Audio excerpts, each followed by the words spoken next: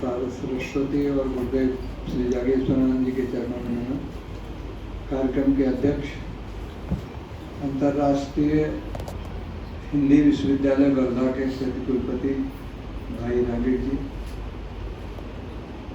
जिनके हस्ते इस ग्रंथ का लोकार्पण हुआ, वे इस महाविद्यालय को संचालित करने वाली भारतीय विद्यक समन्वय समिति के अध्यक्ष, विदर्भ हिंदी साहित्य सम्मेलन के अध्यक्ष और विश्व प्रसिद्ध वैद्यनाथ औषधि निर्माता जो कंपनी है उसके जॉइंट मैनेजिंग डायरेक्टर आदरणीय अग्रज श्री सुरेश शर्मा जी, जिनकी वाणी सुनने के लिए लोग लालायित रहते हैं। उसका एक उदाहरण मैं सिर्फ आपको बताता हूँ। मैं जस्टिस रवि देशपांडे जी को जब निमंत्रण देने गया तो बोले, अरे डॉक्टर साहब मेरा आर्बिट्रेशन है, वरना मैं वेद प्रकाश जी को सुनने जरूर आता।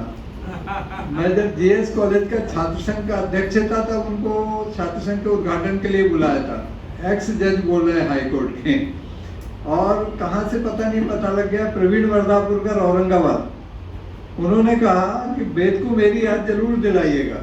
मैंने कहा ठीक है। तो हम जिनको सुनने के लिए सदा लालायित रहते हैं, मेरे मार्गदर्शक आदरणीय डॉक्टर वेद प्रकाश मिश्रा जी, WCL के पूर्व हिंदी अधिकारी और PRS इंडिया के उपाध्यक्ष भाई सत्येंद्र प्रसाद जी, सभागृह में उपस्थित जस्टिस रोहित जी, राजेंद्र पटोरिया जी, डॉक्टर सुरेश चाणक जी, डॉक्टर मनोहर व्यास जी, दुबे जी, मिश्रा जी, सभी कितने नाम लो, कोई बिना मेरे पहचान के तो कोई आएगा ही नहीं ना यहाँ, सभी मेरे हैं। मैं आप सबको हृदय से नमन करता हूँ। ऐसा है, हम सब ने 3 वर्ष पूर्व एक बड़ी त्रासदी झेली थी, कोरोना। बहुत लोग यहाँ मैं समझता हूँ जिनको कोरोना हुआ होगा, मुझे भी दोनों बार हुआ।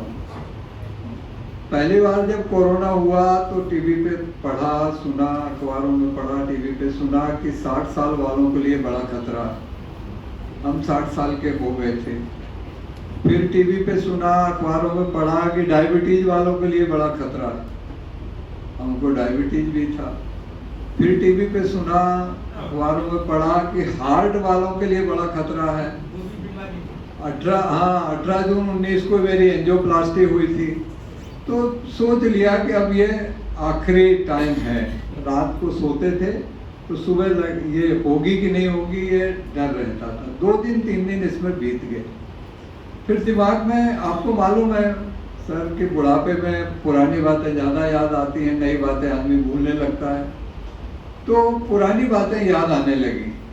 अब सवाल ये था कि क्वारंटाइन कहाँ से लाएं। तो कुछ फाइलें मेरी रैक पे ऊपर रखी थी, कोर्ट कचहरी वाली, उनके कागज निकाले, उनके पिछला हिस्सा खाली रहता है, उस पर लिखना शुरू किया और करीब 14 दिन में मैंने 700 पेज लिख डाले संस्मरण के।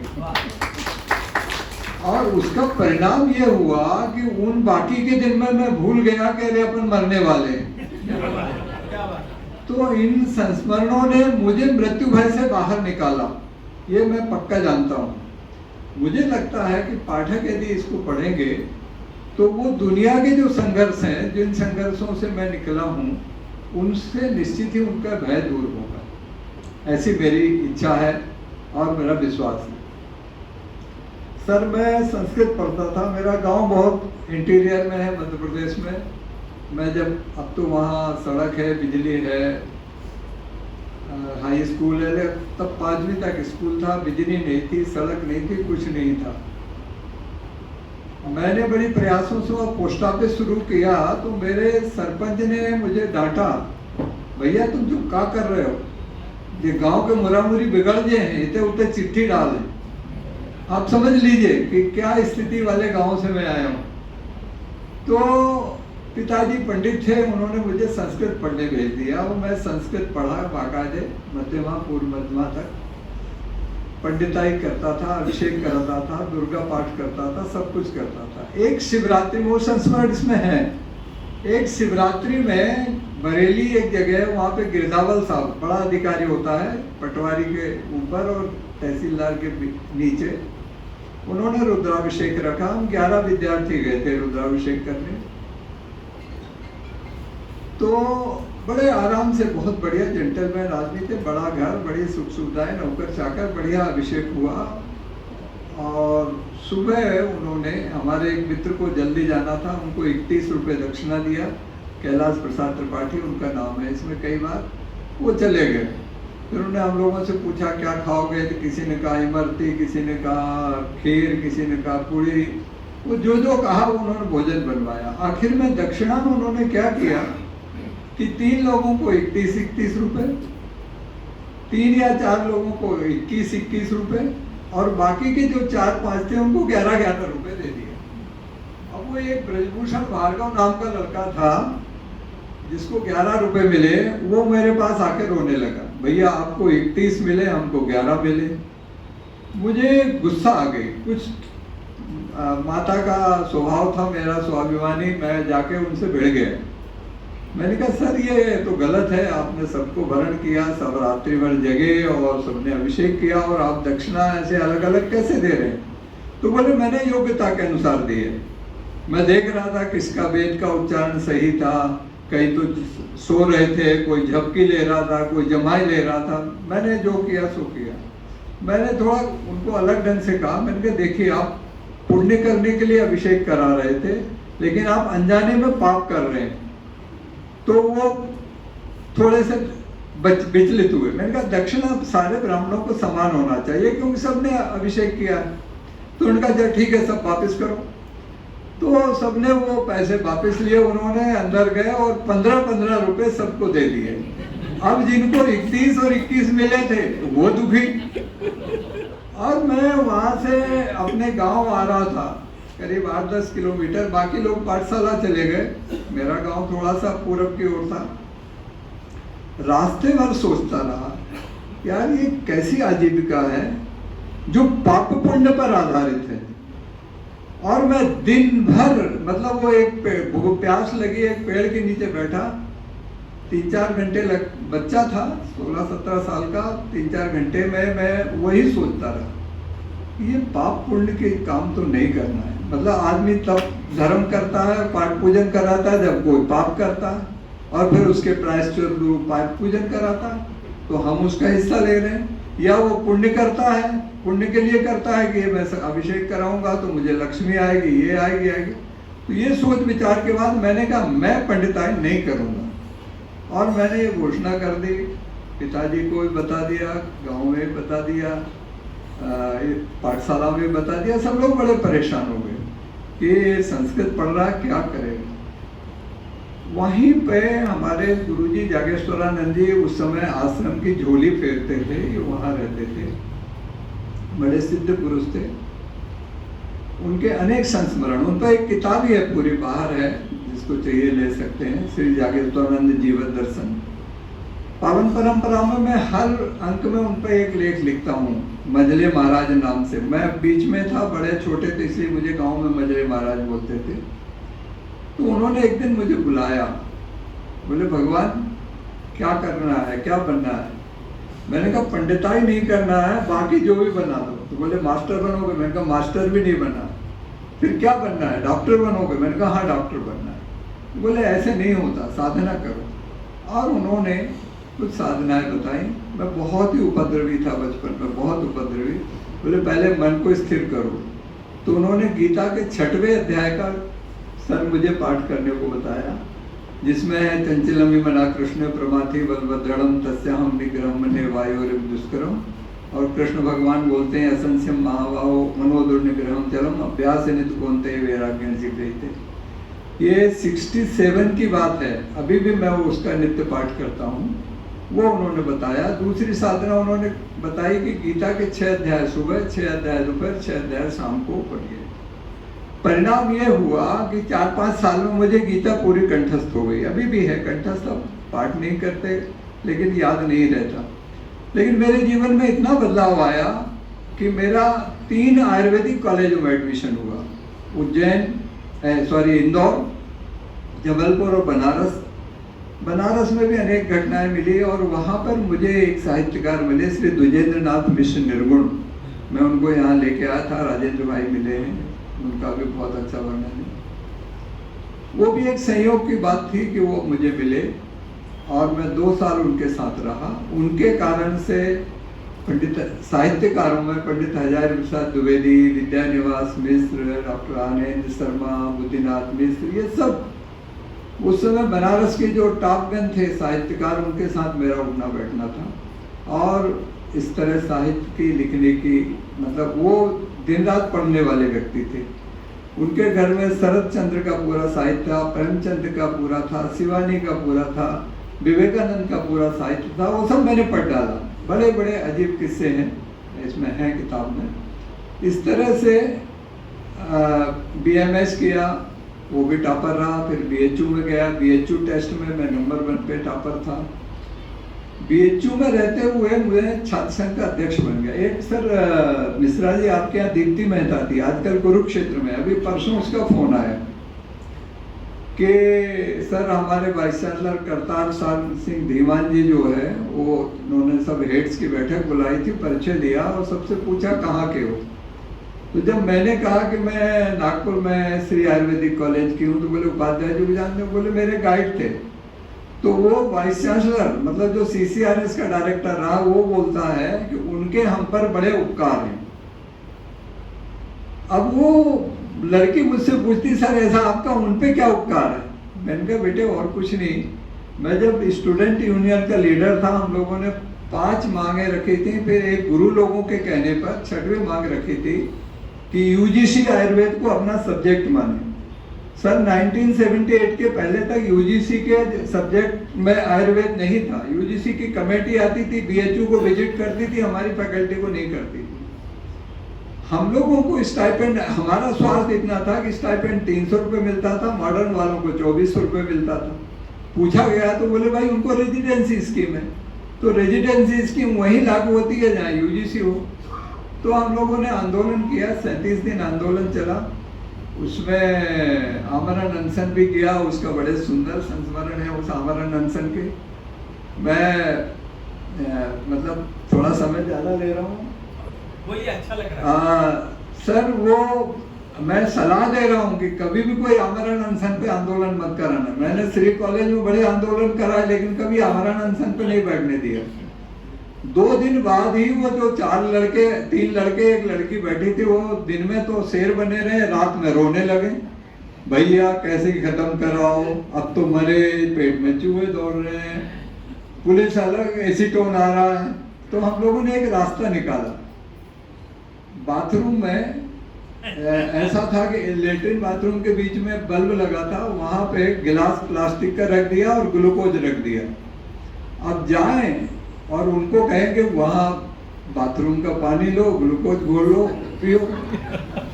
अब वो तो ठीक था सर, सबसे बड़ी मुश्किल ये हो गई कि वो जो लड़की थी वो ठिगली थी, रक्षा गोस्वामी यूपी की डायरेक्टर बनी। अब वो कहे उपाध्याय मैं मर रही हूँ। अरे तुम इनका ग्लूकोज क्यों नहीं पीती? अरे मेरा हाथ नहीं पहुंचता बोले। अब हम उसको नाटक करके लेके जाए पकड़ के और उसको अंदर करें, अंदर से बंद करें, गिलास निकालें, ग्लूकोज दें, फिर बाहर आके बाहर गेट बंद करें, फिर वो अंदर से जब थपथप पाए तब गेट खोले, क्योंकि CID लगी थी, पुलिस लगी थी। तो ऐसे करके सर वो मांग पूरी हुई। और नहीं मतलब थोड़ा अप्रिय प्रसंग है, उडुप्पा साहब, डॉक्टर उडुप्पा मॉडर्न मेडिसिन का आदमी, बहुत बड़ा आदमी है, लव एंड बेलिंग उसका चैप्टर है। वो डायरेक्टर थे, अनदेखा करके दिल्ली जाने लगे UGC की मेढक। लड़कों ने बोला अब क्या होगा, क्योंकि वही अनशन तोड़वा सकते थे, वही आश्वासन दे सकते थे। तो हम लोग स्टेशन भागे। मैं बड़ा संक्षेप में बता रहा हूँ। उनको इशारे से फर्स्ट क्लास में गए, बुला के प्लेटफॉर्म पे लाए और बोले सर अनशन तोड़वा दो फिर चले जाओ। अरे बोले मेरा जाना है, मेरी मीटिंग है। जैसे ही गाड़ी ने सीटी बजाई, मैंने उनको पकड़ लिया। अब वो मैं उनको प्लेटफॉर्म पे पकड़ा हूँ, गाड़ी जा रही है, उनका पिए गया गाड़ी में, उनका सामान गया। खैरियत थी, उनका ड्राइवर नहीं गया, लेकिन उतना बड़ा आदमी वो वहीं से तत्काल उन्होंने ड्राइवर को बुलाया, बोले चलो VC ला चलो। अब हम समझ गए कि मामला गड़बड़ हो गया। हमने हॉस्टल फोन किया और उनको बोला कि उडुप्पा साहब को वाइस चांसलर के अंदर नहीं घुसने देना। सारे लड़के इकट्ठे हो गए और उन्होंने वहां धक्का मुक्की हुई। लेकिन हम इतने बड़े आदमी के साथ, मैंने हैंडलिंग वर्ड पहली बार सुना था, अंग्रेजी तो अपने पास ही नहीं थी, संस्कृत पढ़े थे। लेकिन वाइस चांसलर ने सारे लोगों की इमीडिएट बैठक बुलाई और हमारी सब मांगे मान ली गई। और रजिस्ट्रार, 2 आयुर्वेद टीचर, 2 आयुर्वेद विद्यार्थी और छात्र संघ अध्यक्ष मोहन प्रकाश जो अभी यहाँ कांग्रेस के अध्यक्ष थे, हम 5 लोगों की कमेटी, 6 लोगों की कमेटी बनाई कि आप यूजीसी जाओ और आयुर्वेद को इंक्लूड करवा के आओ। प्रोफेसर सतीश चंद्रा उस समय चेयरमैन थे। 40 मिनट हम लोगों की बहस हुई। उन्होंने पूछा आखिर आप क्यों चाहते? मैंने ये सब बताया कि ये डेवलपमेंट नहीं होता, हमारे यहाँ सेमिनार नहीं होती, ये नहीं होती, वो नहीं होती। तकदीर से राजनारायण जी स्वास्थ्य मंत्री थे। वो तो ठीक है, उनको जैसे तैसे कन्विंस करके आए। तो हमारे जो एडवाइजर थे डॉक्टर कुरुप, वो बोलते हैं कि अरे तुमको यूजीसी, हमारे गुरु लोगों से, तुमको यूजीसी मिल जाएगी तो तुम्हारी तनख्वाह तो मुझसे ज्यादा हो जाएगी। हमने ये जाके राजनारायण जी को बता दिया। राजनारायण जी बैठ के सुबह दूसरे दिन उनको बुलाए और वो धूप में बैठे हैं, लाल गमछा लपेटे। केंद्रीय स्वास्थ्य मंत्री, आप अंदाज लगा सकते हैं, मालिश करवा रहे हैं। उधर से हम लोग बैठे, उधर से हमारे कुरूप साहब आए तो बोलते तू ही कुरूप है। अरे भाई, मैंने सुना तू बोला कि इनकी तनख्वाह तेरे से ज्यादा हो जाएगी, तू अपनी बढ़ा ले, तेरे बाप का क्या जाता है ना। राजनारायण जी इस तरह के नेता थे। और इस तरह से यूजीसी ने पहली बार आयुर्वेद को अपना विषय माना। और जब हम यहाँ आए, हमको यूजीसी लागू हुआ, एकदम से हमारी तिगुनी तनख्वाह हो गई। तो अच्छा करो तो अच्छा मिलता है। तो इस तरह से जैसे मैं यहाँ जब डायरेक्टर बना तो हमारे यहाँ से रिटायर्ड लोगों ने लेबर कोड में ग्रेजुएटी के लिए केस डाल दिए, धड़ाधड़ उनके पक्ष में आ रहे थे। इंडस्ट्रियल कोड में जा रहे थे तो वो कह रहे थे पैसा जमा करो। 72 लाख रुपए हमको जमा करने थे। आदरणीय अध्यक्ष जी बोले कैसे करेंगे उपाध्याय जी? मैंने कहा सर अब आप पैसे दो, बाकी करेंगे। 20 लाख की एफडी थी, वो तोड़वाई, 50,000 सर ने दिए और जैसे तैसे उन केसों को आगे किया। और हमने एक केस गवर्नमेंट पे किया, मैं बहुत शार्ट में सुना रहा हूँ, ये सब बहुत लोग गवाह हैं यहाँ। कई बार उस तरह के केस रिजेक्ट हो गए थे, लेकिन श्री के.एस. देशपांडे जी बहुत बढ़िया वकील, बहुत बड़े इंसान, उनका बहुत मैंने अलग से जिक्र किया, एक अध्याय पूरा, कौन कहता है वकील लुटेरे होते हैं। उन्होंने केस लड़ा और महाराष्ट्र के एडेड कॉलेजों को पेंशन शुरू हुई। न केवल हमें इस कॉलेज को, बल्कि 16 पूरे कॉलेज को और करीब 3000 फैमिलीज को पेंशन आज उस जजमेंट की वजह से मिल रही है। तो ये गुरुदेव की कृपा है कि इस तरह के वो हमसे काम करते रहे। लेकिन जिंदगी में हम कभी ये नहीं भूले कि अपना इष्ट कृष्ण भगवान, अपने गुरुदेव, अपने माता पिता का आशीर्वाद, जो कुछ भी मिला, जैसे भी मिला, मैं समझता हूँ उनकी आशीषों से मिला, उनकी कृपा से, उनके प्रसाद से मिला। प्रसाद जो है वो कभी योग्यता परिश्रम से नहीं मिलता, वो कृपा से ही मिलता है। इसलिए ये कृतज्ञ जीवन है, आपको समर्पित है। मैं समझता हूँ काफ़ी बोल गया। मैं यहाँ आमंत्रित करना चाहूँगा ओशिन खंडेलवाल सर। ये राजेश खंडेलवाल की पुत्री हैं। ये आप कवर जिसकी प्रशंसा कर रहे हैं, ये कवर इस बच्ची ने डिजाइन किया, अंदर के भी। ऊपर आओ बेटे, ऊपर आओ, ऊपर आओ। और मैं आदरणीय वेद प्रकाश मिश्रा जी से निवेदन करूँगा कि इस बच्ची का पुष्पगुच्छ देके स्वागत। मैं कुछ कहता था तो ये आप रुको, बोले मैं करती हूँ ना, आप रुको। ये आदत है। बहुत बहुत धन्यवाद ओशी, थैंक यू। आपका भविष्य उज्ज्वल हो। अरे बेटे एक बार और अभिनय कर लेना। एक फोटोग्राफर बाहर क्यों जाते हो? इसी तरह सर वो जो 700 पेज थे, जो कभी आधे पन्ने में, कभी डायरी में, कभी किसी के पत्र रूप में थे, उनको ठीक ढंग से टाइप करना। मराठी भाषी हैं वो, लेकिन फिर भी उन्होंने बड़ा मेहनत किया। मैं तो एरो बना के फोटो डालना है, चिट्ठी डालना है, जजमेंट डालना है, वगैरह लिख देता था। ऐसी नलिनी मित्रा जो बड़े अच्छे से काम करती हैं, हमारी पावन परंपरा का भी काम करती हैं, वैद्यनाथ की पत्रिका सचित्र आयुर्वेद, आइए आइए, मैं उनको आमंत्रित कर रहा हूँ। आदरणीय सुरेश शर्मा जी से निवेदन है, आपके पत्रिका सचित्र आयुर्वेद का भी काम यही करते हैं।